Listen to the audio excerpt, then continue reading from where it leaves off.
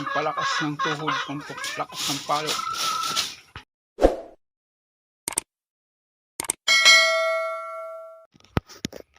Magandang hapon po muli sa inyo mga kasabong at welcome po ulit dito sa aking munting YouTube channel po. Bali, papatuloy po natin yung ginagawa natin na double kaskasan po. Yung homemade lang po ito. Ayan po. Bali, pang ano na po ito, pang istagan na sa mga istag po natin. Kailangan ma-exercise natin para medyo maganda naman po ang labanan natin. Tapusin na po natin ito para magamit na po natin para doon po sa mga istag natin.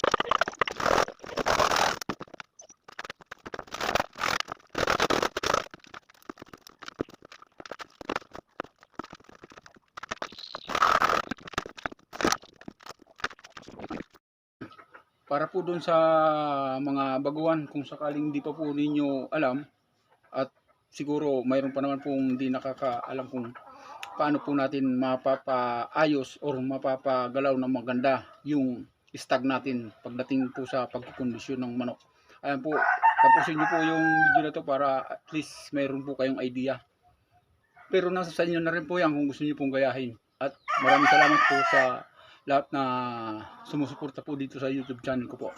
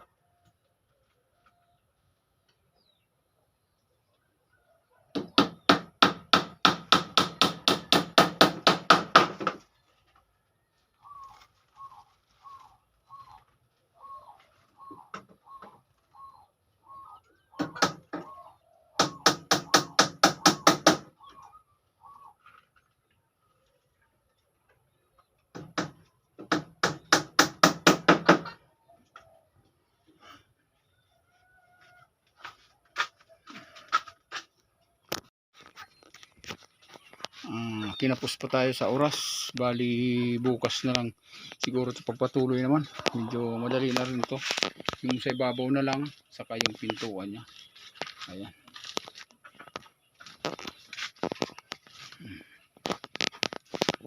ito na yung pinakang likod nya.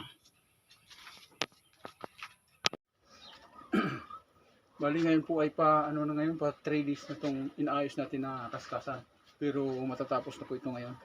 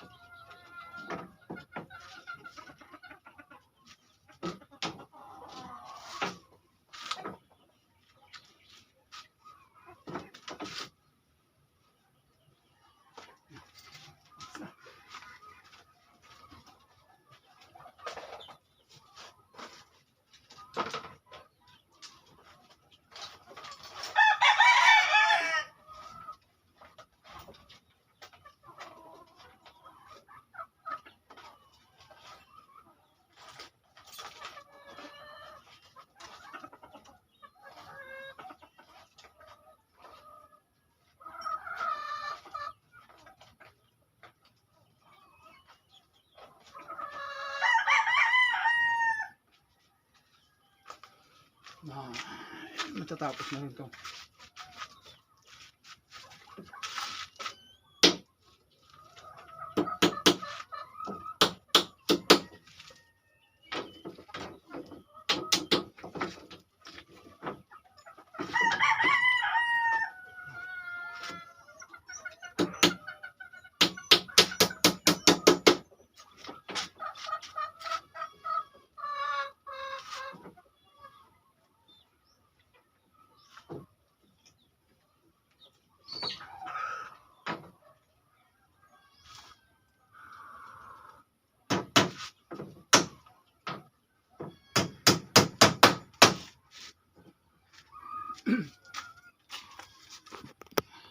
Ay,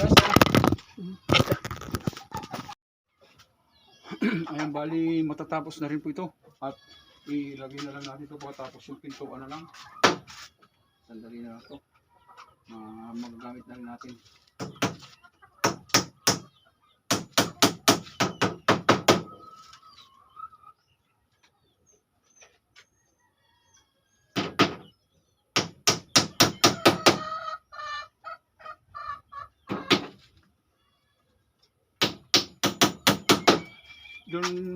Doon po pala sa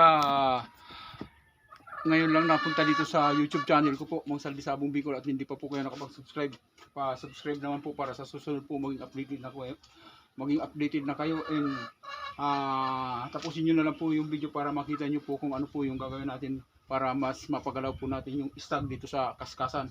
At doon po yun sa mga baguhan na medyo hindi pa po nila alam, at doon naman po sa mga veterano, alam ko mas marami po kayong alam, paki-comment na lang po kung gusto niyo pong ma-share para naman po doon sa mga baguhan hindi na po mahirapan.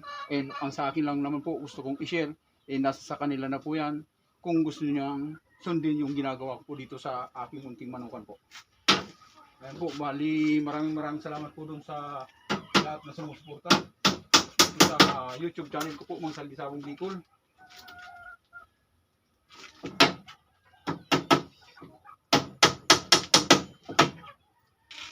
Tama to, matatapos to, magpapatuka tayo bago tayo magpakain. Kailangan kaskasin natin yung stag para maganda po yung galaw niya.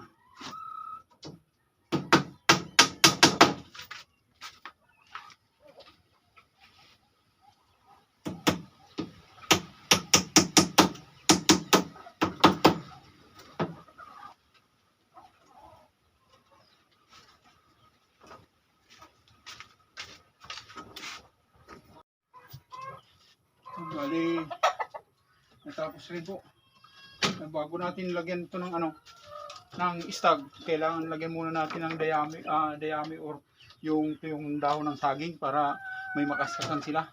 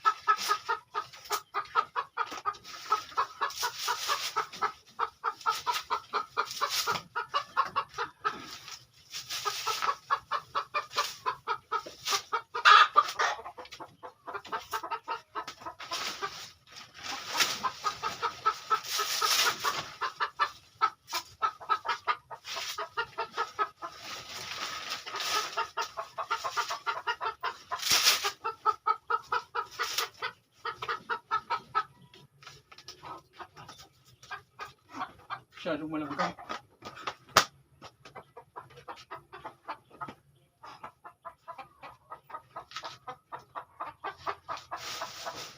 Bali, meron na tayong go.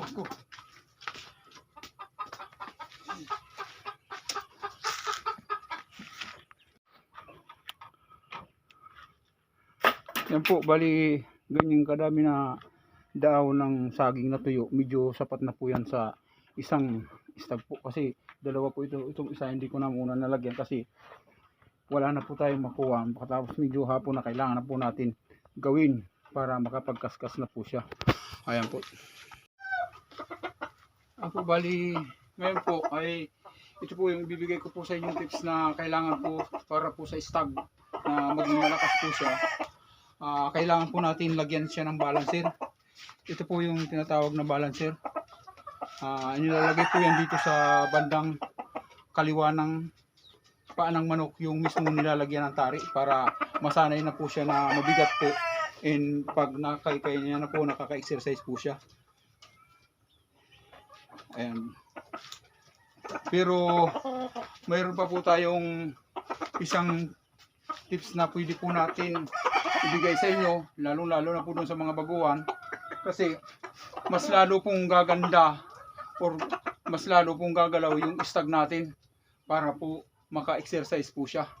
Lalagyan po natin siya ng inahin dito mismo sa harap niya para magtawag siya, magkaykay siya, para ma-exercise na maigi po yung paa niya. Yun po ay isa po sa mga pamamaraan na para lumakas yung paa niya. Ayan po.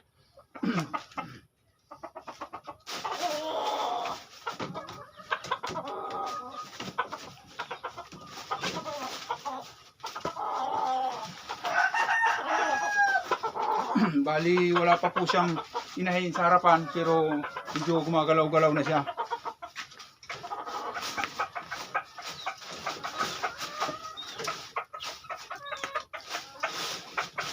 Ayan, bali ang nangyayari po sa kanya ay nagtatawag po siya ng inahin para makapagtastas siya, and may exercise po yung paa niya maigi po.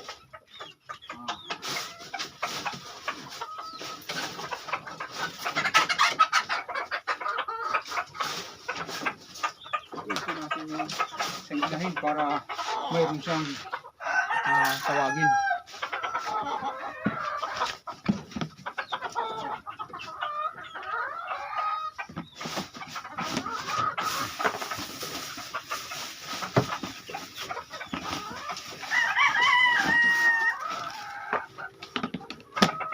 Ang sistema naman po pag nito, kunti-kunti lang po yung paglagay ng patuka sa kanya na hindi po siya mabubusog, no?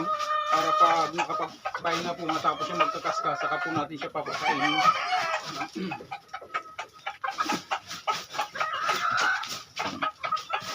Ayan po, bali hanggang dito na lang muna tayo kasi medyo hapon na, magpapatuka pa tayo ng mga ibang manok natin.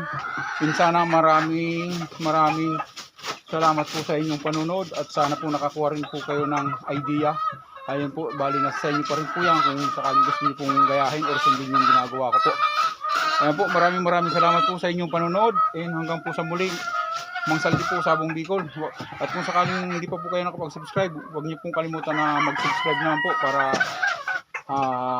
sa suporta po sa ating mga YouTuber po na katulad natin na mga small YouTuber po.